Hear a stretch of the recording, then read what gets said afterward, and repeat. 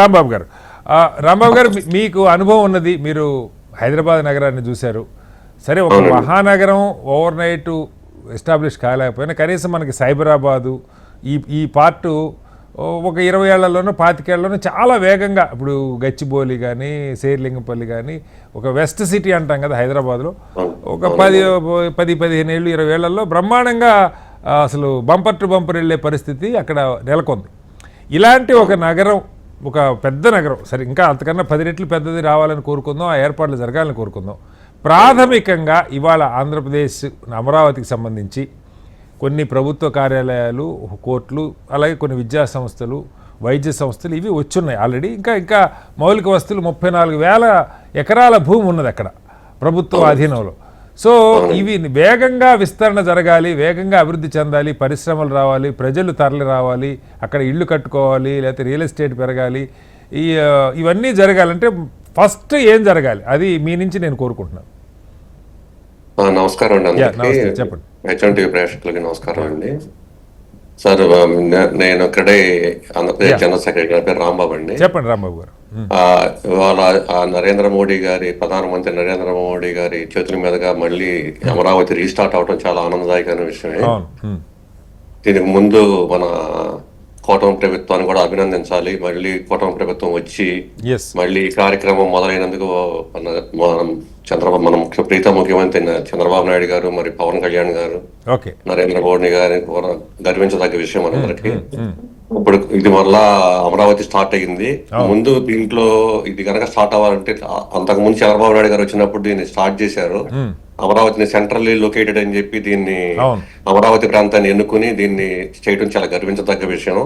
Centrally located అన్ని ప్రాంతాల నుంచి రాకపోకలు ఉండటం కారణంగా ఇది మనకి సెంట్రల్లీ అని చెప్పి దీన్ని సెలెక్ట్ చేయడం జరిగింది. ఆ తర్వాత కొంత పనులు మొదలు పెట్టడం జరిగింది. అనుకోకుండా గవర్నమెంట్ మారటం కారణంగా ఆ అభివృద్ధి అనేది నిలిచిపోయింది. 3 రాజధానులని ప్రకటించడం కారణంగా అభివృద్ధి పూర్తిగా కుంటుపడిపోయింది.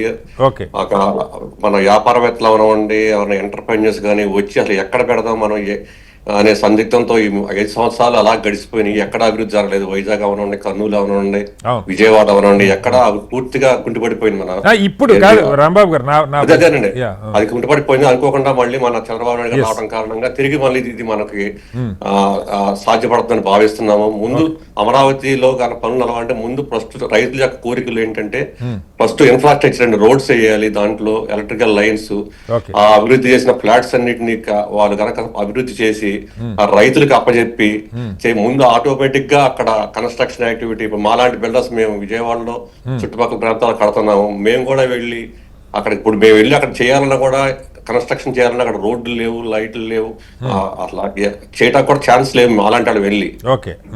అందుకని మాకు ముందు అక్కడ అది అభివృద్ధి కావాలంటే అమరావతి ముందు ఇన్ఫ్రాస్ట్రక్చర్ అనేది డెవలప్ కావాలండి. అక్కడ రైతులకి ఇచ్చిన ఫ్లాట్లన్నింటినీ డెవలప్ చేసి రోడ్లు వేసి ఇన్ఫ్రాస్ట్రక్చర్ వేసి అప్పచెబితే ఆటోమేటిక్ గా అమరావతి అభివృద్ధి అవుతుంది. దాంతో అంటే ఇప్పుడు మొత్తం మనకి కాదు రాంబాబు గారు, ఇప్పుడు సీడ్ క్యాపిటల్ వరకు వెలగపూడి సచివాలయం, కొన్ని కార్యాలయాలు ఇంతవరకు ఉన్నది. ఇప్పుడు ఈ 3 ఏళ్లలో ఈ 34,000 ఎకరాలలో అవసరమైన రోడ్లు, డ్రైనేజీ, విద్యుత్తు, లేకపోతే కేబుల్ కనెక్టివిటీ ఇలాంటివన్నీ ప్రభుత్వం కనుక చేయగలిగితే, దాంతోపాటుకి ఈ మిగతా సంస్థలకు, లేకపోతే ఇండస్ట్రీ, లేకపోతే రియల్ ఎస్టేటు, అపార్ట్మెంట్లు ఇవన్నీ రావడానికి అవకాశం ఉంటుందని అంటారు, అంతేనా? ఉందండి, గ్యారంటీ చేస్తేనండి. లేకపోతే ఇప్పుడు అట్టాగే గడిచిపోయింది అంటే రోజులు ఎవరు రారు కదండి. ఇప్పుడు మాలాంటి వాళ్ళం ఇప్పుడు మేము వెళ్ళి చేయాలంటే అక్కడ ఇన్ఫ్రాస్ట్రక్చర్ లేదే ఎవరు కొనరండి, ప్లాట్స్ కూడా కొనరు. మాకు చేయాలని ఉంది, అమరావతి వెళ్ళి ఇమీడియట్ గా మొదలు పెడదామని ఉంది మాకు వెళ్ళి ఇప్పుడు. కానీ అక్కడ సరైన ఇన్ఫ్రాస్ట్రక్చర్ లేకుండా అక్కడ ఎంప్లాయ్మెంట్ ఎన్ని జనరేట్ అయితే గానీ మేము కట్టిన అపార్ట్మెంట్స్ కొనరు ఎవరు. అందుకని ముందు అక్కడ ఎంప్లాయ్మెంట్ రావాలంటే అక్కడ కొన్ని ఐటీ పరిశ్రమలు రావాలి, కాలేజీలు రావాలి, స్కూల్స్ రావాలి. అలాంటితో పాటు ఇంకా గవర్నమెంట్ అక్కడ ఇన్ఫ్రాస్ట్రక్చర్ క్రియేట్ చేసి అన్ని చేస్తే ఎంప్లాయీస్ వస్తారు. ఎంప్లాయీస్ వస్తే మేము వెళ్ళి అక్కడ కడతానికి కుదురుతుందండి.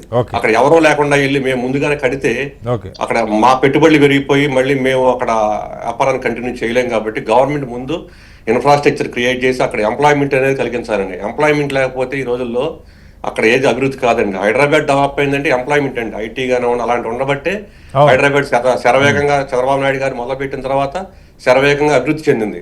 అలాగే అమరావతిలో కూడా ముందు ఎంప్లాయ్మెంట్స్ అనేది అక్కడ ఏం చేస్తే బాగుంటుంది అనేది గవర్నమెంట్ ఆలోచించి ముందు ఎంప్లాయ్మెంట్ రావడానికి గల పరిశ్రమలు కానీ అక్కడ ఇన్ఫ్రాస్ట్రక్చర్ క్రియేట్ చేస్తే ఆటోమేటిక్ గా మాలాంటి వాళ్ళు వెల్డర్స్ వెళ్ళి డెఫినెట్ గా మేము కన్స్ట్రక్షన్ చేస్తాము. దాంతోపాటు ఈ మధ్యన మన మున్సిపల్ మినిస్టర్ నారాయణ గారు కూడా వెల్డర్స్ అందరిని పిలిచి మీకు కొంత ల్యాండ్ అలాట్ చేస్తాము, మీరు వచ్చి మాతో కలిస్తే 50-50 డెవలప్మెంట్ గా అలా ఇస్తామని కూడా చెప్పడం జరిగింది. దానికి కూడా మేము చాలా ఆనందపడ్డాము.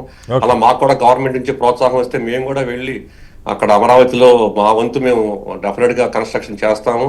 దానికి ముందు చేయాలంటే మెయిన్ ఇన్ఫ్రాస్ట్రక్చర్ క్రియేట్ చేయాలి. రాంబాబు గారు మీకు అవకాశం ఉంటే మీరు కొద్దిసేపు కంటిన్యూ కండి, మళ్ళీ తీసుకుంటాను మీ దగ్గర వాయిస్.